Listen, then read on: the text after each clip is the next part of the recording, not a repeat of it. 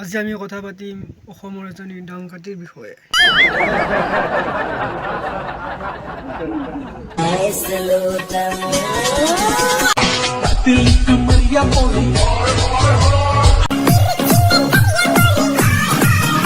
এনেকৈ পতিলিকে আমাৰ ডান্স দিছা ন, চাবা আকৌ তোমাৰ নেমু টেঙা দুটা সৰি পৰি যাব।